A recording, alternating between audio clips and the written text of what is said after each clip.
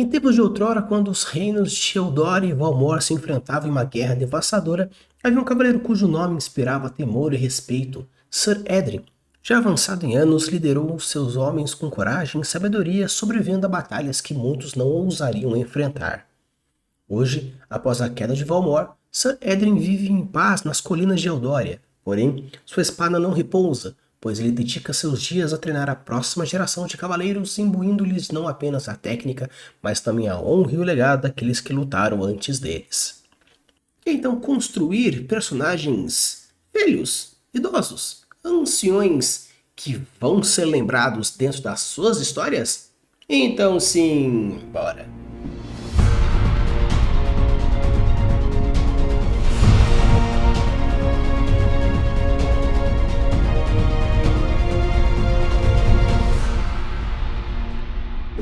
Oi, tudo bem?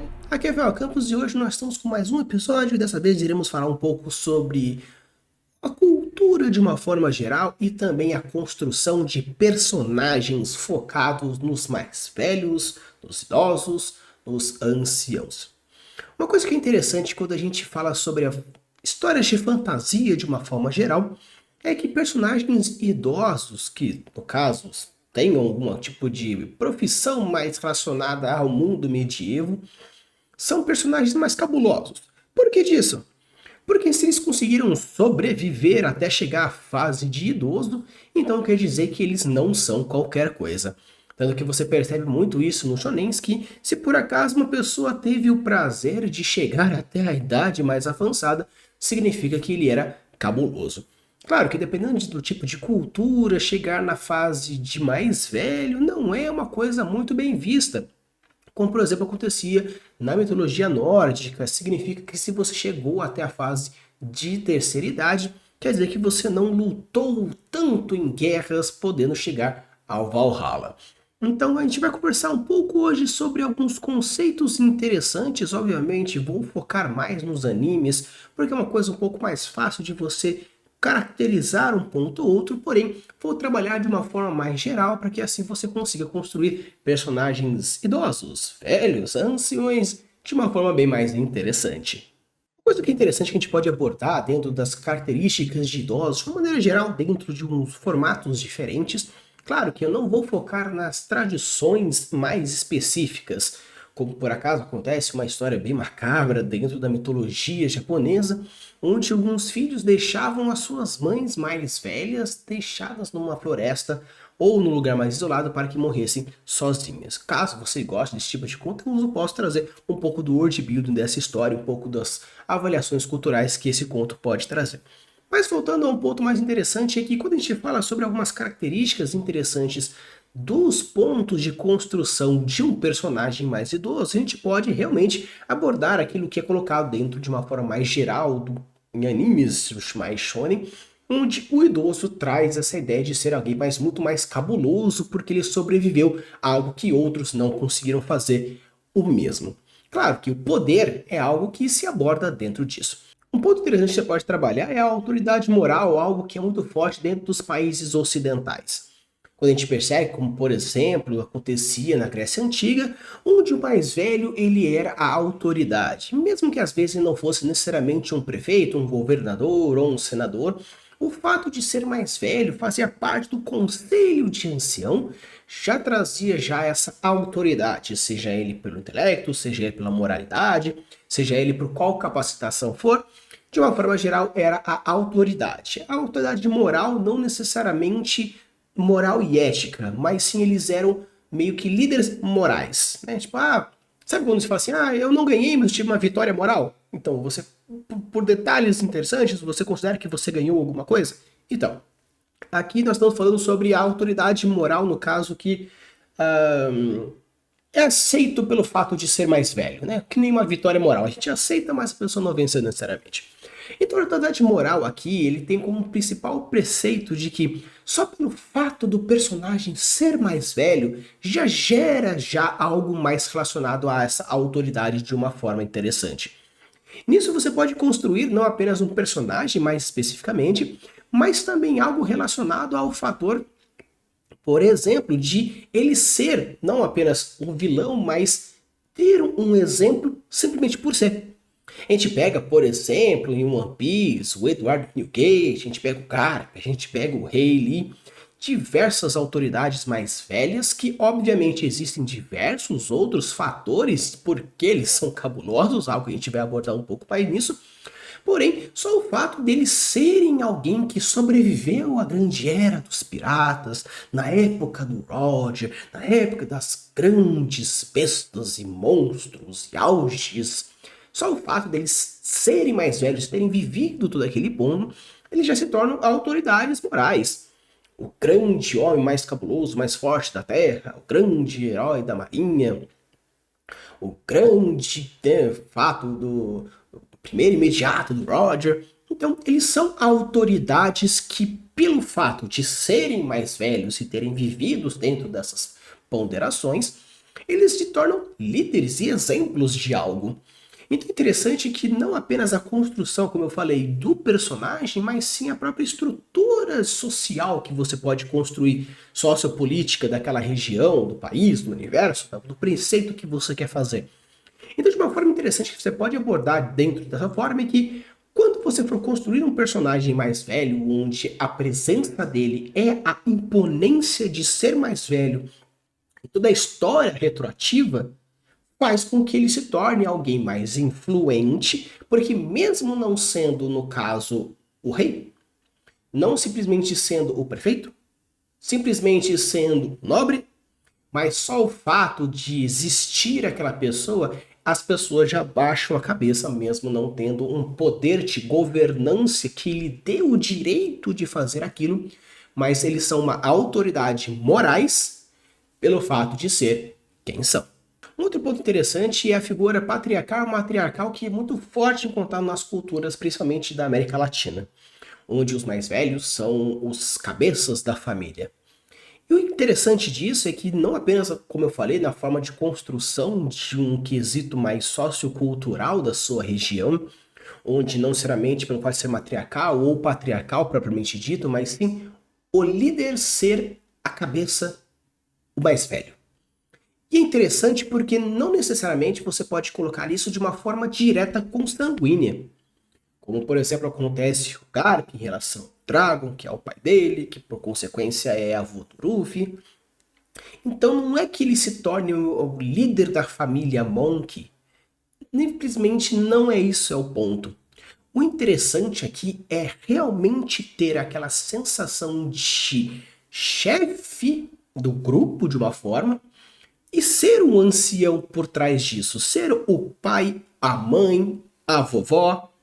Então é interessante que a gente pega, por exemplo, novamente o Edward Newgate, o Barba Branca, que mesmo não sendo necessariamente o pai de todo mundo chama ele de pai pelo sentimento paternal e, de fato, ele é o líder de toda a tropa do Barba Branca. Então ele é, no caso, o líder patriarcal, pelo fato de ser o pai de todo mundo. Mesmo então que não seja consanguíneo, seja uma compensação meio que de seja o meu filho e navegue comigo, eu acho isso bem legal. Tanto que você pega, por exemplo, em Fairy Tail, o Makarov, que ele é o líder da guilda de Fairy Tail, mas ele é o vovô. Apesar de ser o avô realmente do Lactus, que é um dos personagens, você percebe que todo mundo trata ele como o vovô. Então, é o meu vovô querido, meu vovô querido, meu vovô querido. Então é bem interessante porque você percebe que essa autoridade vai sendo construída a partir de um senso familiar, paternal, nesse caso, tanto do Edward Newgate quanto do Makarov, porque são pessoas mais velhas que têm uma história, mas chegando nesse final tem essa relação gostosa. Tanto que tem diversas guildas em Fairy Tail, onde o líder é uma pessoa mais velha. Não necessariamente ele talvez seja a pessoa mais forte da guilda, mas o seu respeito, o seu carinho, todos os pontos que se envolvem atrás disso geram esse sentimento paternal, maternal, que traz essa relação gostosa. Tanto como, por exemplo, a gente vê também na Genkai, apesar de não ser, no caso, a líder do grupo Urameshi, você percebe que o sentimento de vovó para com Yusuke é algo bem gostoso. Tanto que Depois que ele vai para o Mekai, no caso, ele vai pro inferno e ele volta, no caso, ele tá para voltar, a Genkai olha para todo mundo e fala: agora só falta o meu menino. Trazendo esse sentimento maternal, no caso, porque eu não vou chamar de sentimento vovoacal, mas é um sentimento mais maternal pelo fato de ser essa relação gostosa que tem, porém é uma líder, é uma mestra, mas traz esse sentimento familiar, algo que mostra nesse quesito. Não é tão focado nesse ponto patriarcal-matriarcal como se percebe no líder do Makarov e também no Edward Newgate, mas você consegue sentir esses sentimentos paternais, maternais dentro dessa liderança e por ser mais velho. Obviamente, com o tempo as pessoas podem ficar mais fortes e superar o poder dessas pessoas mais velhas, porque as pessoas chegam no auge e o ancião ele está decaindo no quesito de força, mas você percebe que pelo fato de ter vivido e sobrevivido a esse ponto, ele se torna algo bem mais forte nesse quesito patriarcal ou matriarcal. E claro, também para não deixar de fora, que eu acho que seria muito injusto não comentar, o próprio Zeno Zoldyck, que ele é o líder da família Zoldyck em Hunter x Hunter, que apesar dele já passar a liderança para o seu filho, ele continua sendo uma referência de autoridade dentro dos Zoldicks, obviamente pela sua força. Claro, mas obviamente você pode considerar que o filho já pode ter, o Silva já pode ter passado a força dele, ou talvez futuramente o Killua já faça essa capacidade, ou até mesmo outros personagens dentro da própria família, mas pelo fato de ser o Zeno, ele já traz esse sentimento. E obviamente o quesito paternal dentro dessa construção é algo bem legal. Então você vê que essas construções patriarcais e matriarcais dentro da construção de um world building e de um personagem que gera isso, não necessariamente é algo do seu world building. Ele pode ser uma construção, apesar de que não deixa de ser, mas não é algo mais generalizado, com uma cultura patriarcal, matriarcal. Mas sim dentro do núcleo familiar tem essa construção. Porque quando a gente fala de autoridade moral, pode ser algo maior, onde no caso a família A e a família B são famílias diferentes, porém existe um ancião que gera esse poder moral. No caso, quando a gente construir algo mais patriarcal, matriarcal, o poder de referência desses poderes são mais pontuais na família. Claro que uma coisa não interfere na outra. Você pode ter, no caso, o líder matriarcal da sua família ser uma autoridade moral dentro da região e da cidade, não impede. Porém, o foco na hora de você construir o personagem muda um pouco para cá ou um pouco mais para lá. Um outro ponto interessante, que não é muito trabalhado, mas eu acho que seria que vale muito a pena, é a visão mais africana dos idosos, que são os contadores de história. As pessoas que viveram mais tempo, elas têm muita experiência e têm o que contar. Obviamente você percebe que em alguns filmes, como por exemplo no Senhor dos Anéis, onde o Gandalf, o mago, ele traz um pouco mais dessa contação de história de que na tanto tempo atrás, na época de não sei o que lá, acontece isso e aquilo. Então não são necessariamente aquelas pessoas que é o vovozinho que conta a história era uma vez, no caso, a Dona Benta, do Sítio de Pica-Pau Amarelo, mas não impede de ser um contador ou uma contadora de história pelo fato de ter a sua experiência de vida. Não apenas a experiência de vida, mas pelo fato de viver há muito tempo atrás, as histórias de outrora podem ser um pouco mais recentes. Se a gente pega, por exemplo, uma pessoa que muitas vezes em animes viveu muitos anos, no caso 200, 300, 500, 1000 anos, como que foi a infância da pessoa 1000 anos atrás? Então, uma história que para você, nossa, já faz mais de 1050 anos, para a pessoa, na verdade, é uma história que o vô dela contava para ela. Porque 1050 anos atrás ele ainda era um fedelinho aí de 45 anos comparado com os mil cacetada que ele tem agora. Então você percebe que a construção desse ser mais velho também entra na contação de história como forma de vivência. Claro que muitas vezes a experiência, o poder, a sabedoria, a inteligência da vida, ou até mesmo a inteligência acadêmica, se estudou mais tempo, ficou mais tempo vivo, obviamente pode acontecer isso também. Mas o interessante aqui está dentro do misticismo por detrás das histórias contado pelos anciãos, pelos idosos, pelas mais velhas, para a velha bruxa do deserto, ou a velha anciã curandeira da floresta, ou o velho peregrino que anda nos Alpes das montanhas nevadas e não sei o que lá, não sei o que lá. Então é interessante aqui que você pode construir lendas baseadas a partir de personagens que são extremamente vividos, ou até mesmo ser aqueles que vão trazer. Sabe aquele show do Tell? Então, é bom colocar aqui. Ou até ele mesmo, Rafa, eu preciso colocar um Tell porque tá difícil. Ok, faça um velho contador de história que no final vai ser bem interessante. Muitas vezes, contar histórias dentro de histórias, fazendo meio que um Inception, gera promessas que você pode cumprir mais pra frente, deixando personagens muito mais legais. Porque se é uma história interessante que foi cortada no meio e simplesmente o velhinho foi para um lado, o teu personagem foi pro outro, você fala, puta merda, como nunca mais vou saber? No final das vezes, mais pra frente, até mesmo numa campanha de RPG isso pode acontecer, e faça mestre porque vale super a pena. Futuramente aparece aquele personagem novamente mais velho para terminar a história prometida que você estava esperando, podendo gerar um punch, uma conclusão, uma reviravolta, diversos outros elementos. Então é bem interessante você construir punchlines também dentro de histórias a partir de velhos contando essas histórias. Apesar de uma forma geral, todas as sociedades veem os mais velhos dessa forma, não 100%, né? Porque às vezes, dependendo do jeito que for, pode ter um problema. Porém, experiência de vida, que é algo muito forte, principalmente nos Estados Unidos e na Europa. Esses quesitos da experiência de vida eu posso abordar praticamente todos os personagens mais velhos que aparecem nos animes. O Silverfang, o Monte de Gap, o Yamamoto, o Jiraiya, Silver Sail, o Kaku Kaiô Baki até mesmo, o Zeno Zotic, o Edward Nigelt, Makarov, o Oniki, Nitero, o Mestre Kami, a Genkai, diversos outros personagens de anime, obviamente, e diversos outros também, porque se são mais velhos, com certeza têm uma experiência de vida. Só que a experiência de vida aqui é interessante porque existem diversos elementos que você pode considerar como experiência de vida. Eu posso fazer um vídeo apenas falando sobre personagens com experiência de vida ou como você pode abordar a experiência de vida dentro das suas construções. Mas aqui é interessante para você colocar o quê? Qual é o foco da experiência que ele teve? Não necessariamente as habilidades, mas sim como ele viveu.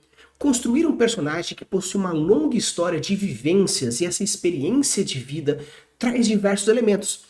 Claro que você pode trazer, no caso, uma experiência de vida mais bélica, uma experiência de vida militar, uma experiência de vida medicinal, uma experiência de vida exploradora, uma experiência de vida arte marcial, uma experiência de vida de experimentos e torturas, etc e tal. Então o legal aqui é que pessoas mais velhas, idosos, personagens anciãos, existe ter uma vida maior, com isso você consegue cristalizar muito mais coisas do que um personagem que viveu 20 anos. Claro que, obviamente, um velho que não viveu nada na vida, basicamente, e um rapaz ou uma moça que viveu aí 20 anos extremamente intensos, pode ter uma profundidade de personagem muito maior. Porém, pelo fato de que se você está gastando tempo para construir um personagem idoso para sua história, para sua campanha, para o seu world build de alguma forma, construir um porquê é minimamente necessário. Então, se você vai fazer um algo necessário, pense na qualidade, no tempo gasto de vida daquele personagem. Aquela moça que viveu e se tornou uma puta maga poderosa, ou aquele velho que na verdade é um fucking bárbaro que decepou cabeças de dragões e você agora tá atazanando a taverninha dele. Então o legal daqui dessa experiência não é necessariamente o poder, porque pode ser um velho que na verdade ele tem uma experiência tão cabulosa em artes marciais, como por exemplo o Kaku Kaiô, um exemplo que eu dei aqui, que mesmo sendo um rapaz de 100 anos, ele bate em pessoas que são extremamente fortes. Pode não vencer, como no caso aconteceu dele contra, no caso, o monstro no anime Bakihama, o Ejiro Rama, mas no caso ele sobreviveu. Sobreviveu à luta contra o homem mais forte daquele cenário inteiro, né? Pelo menos o homem vivo até então. Então é interessante que a experiência de vida do personagem não necessariamente o torna tão foda, mas o fato de sobreviver perante uma luta de um personagem foda o torna foda pra caramba. Ou até mesmo toda a experiência que o Jiraiya teve durante toda a vida das guerras ninjas fez com que ele pudesse ter uma transformação interna, gerando personagens como o Minato, que gerou um Kakashi, um fato, no caso, também treinou o Naruto. Então você percebe que a forma como se constrói toda essa experiência gera também, no caso, por exemplo, de ter um meio que grandes problemas também, porque no fato, o Jiraiya, pegando como exemplo também, ele fez o bem. Não ele fez, mas pelo fato de ter treinado e desenvolvido, fez com que também surgisse um dos maiores antagonistas do anime de Naruto. Então você percebe que você pode gerar diversas experiências de personagem pelo fato simplesmente de ser mais velho. Mentores. Mentores é algo mais legal que você pode trabalhar. Tanto os mentores mais diretos, onde você tem uma afinidade um pouco maior, quanto mentores um pouco mais indiretos, onde simplesmente você treina alguma coisa. Como, por exemplo, aparece o Rayleigh treinando o Ruffy, você percebe que existe sim uma conexão interessante, mas não tem um fator mais emocional. Mas você pega um Jiraiya, onde não apenas é um guia, um mentor, mas sim existe um laço mais familiar, ou no caso, uma Genkai aqui, um mestre Kami. No caso, se você quase não chorou, ou se você, né, segurou o choro, ou se você chorou no episódio que quase o mestre Kami morre, dando aquele puta Kamehameha de tudo que já existiu dentro do Dragon Ball Super. Ou se você não chorou com a morte da Genkai e ficou aliviado pra caramba quando ela voltou. Ou no caso, você não chorou nem um pouco pela morte do Jiraiya ou ficou minimamente puto, então você não tem coração. Mas o fato dessa construção desses três personagens mostra que o guia, o mestre, não é apenas o cara que treinou todo mundo, como por exemplo Yamamoto, que treinou toda a galera basicamente do Gotei 13, e por isso é cabuloso pra caramba. Mas você vê que existe sim um mentor como forma de mentor, uma, né, coisa direta, no caso, o Carpe que treinou o Kobe. Então você percebe, né, que tem esse ponto importante a ser trabalhado. Mas se você usa como algo que vai ser um mentor, um guia, tente trabalhar também não apenas a fodeza de um Carpe cabuloso, dando um soco no chão e arrebentando tudo que está em volta, mas sim todo o conhecimento, toda a emoção, todo o carinho, mesmo que tenham cenas um pouco estranhas, como a Genkai, né, falando que o Yusuke tem quase que morrer mesmo para poder fazer, tem até, né, vários videozinhos motivacionais com as frases da Genkai para o Yusuke, mas todo o amor, o carinho, mexe no rosto, chora, e os presentes que ela dá, de uma forma assim, né, trabalhando aqui, eu trabalhando ali. Então, trabalhar a parte mais emocional dos mentores mais velhos é algo que é necessário e primordial. Porque os mentores, uma hora por ser mais velhos, não vão estar mais lá. Quem vai irá guiar você depois? O mestre Uguay chega uma hora que chega mais velho e tem que ser passado para o outro lado. E aí, Shifu, o que você vai fazer? Outro ponto que a gente pode considerar, eu acho que isso de uma forma geral, se você vai colocar um personagem desse jeito, que é a figura de referência, algo muito forte, principalmente na Itália, que tem a força, por exemplo, do Papa, onde o Papa precisa ser uma pessoa mais velha e ser a referência. E o interessante aqui é que referência, ela não precisa necessariamente ser ou positiva ou negativa, mas a referência ela precisa ser muito forte, principalmente relacionada ao personagem. Não apenas o personagem, mas o indivíduo de uma forma geral, porém, essencialmente, o personagem. Figuras mais velhas que são aclamadas pelo povo, com certeza possuem uma relação com o protagonista, ou com o antagonista, mas principalmente com o protagonista, pelo fato de ter essa conexão e essa vontade. Quando nós falarmos de autoridade, figura de autoridade, podemos, obviamente, como foi colocado lá na parte moral, lá no tópico número 1, mas uma coisa um pouco mais real, porque no caso o rei é uma pessoa mais velha, a rainha é uma pessoa mais velha, o duque é uma pessoa mais velha, a duquesa é uma pessoa mais velha, no caso o líder religioso é a pessoa mais velha, a líder religiosa é a pessoa mais velha, o patriarca, a matriarca, ok. Estamos falando de poder, beleza. Mas quando falamos sobre imagem de referência, é quem nós vamos utilizar como exemplo que a gente quer fazer para a construção do personagem ou para trazer algo para o leitor ou jogador, caso você esteja querendo mestrar dentro do seu universo. O legal de você construir um personagem mais velho é porque no final das contas ele vai ser foda. Não só foda de poder, mas foda de palavras. Que obviamente trazendo um certo que com poder juntamente fica bem legal. Mas no caso, grande parte da galera lembra do tio Iron, não pelo fato de ser um puta, o dragão do não sei o que, ou depois que ele fica bombadão e acende de novo na Lotus dele, mas o ensinamento que ele traz e depois ensina a Korra e resgata o Zuko e toda a lamentação e toda a vivência e todo o ensinamento e as análises com chá e tudo mais. Que imagem de referência é essa? Que ponto de aprendizagem cabuloso não é o tio Iron? Mano, mas é o tio Iron. Com certeza você vai achar em fóruns de autoajuda, motivacional, reflexão sobre a vida, citações legais, cenas épicas. Ou seja, nós temos aí um personagem mais velho dentro dos, no caso do Avatar, que com certeza se pedir para alguém fazer um top 5 personagens favoritos, dê um, né, coloca a mão no fogo que vai aparecer o tio Iron dentro desse top 5 de basicamente mais de 90% da galera que assistiu.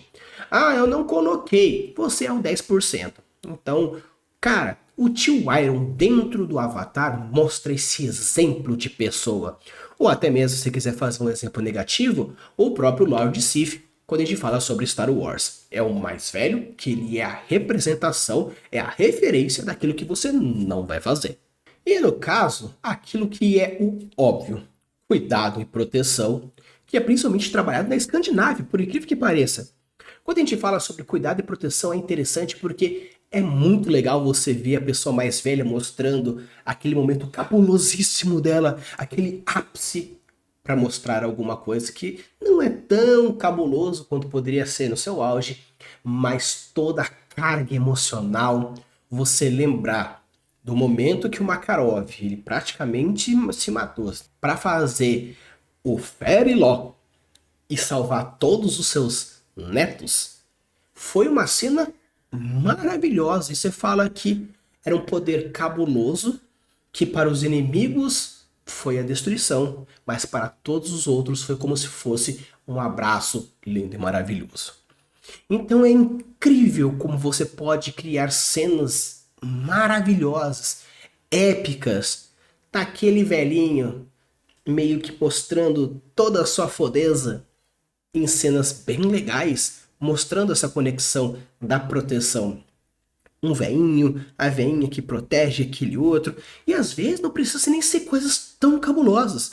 Você pode fazer simplesmente uma cena que você está fugindo de um guarda, entra numa casa, ou foge para casa da sua avó, por exemplo, e chega lá, e ela meio que manda você se esconder na despensa. Chega os guardas e ela fala que não viu ninguém. Ou até mesmo, existem diversos casos em famílias reais que, no caso, você faz alguma merda, vai chorar para sua avó e a sua avó te ajuda a encobrir a bosta que você fez. E isso é uma proteção.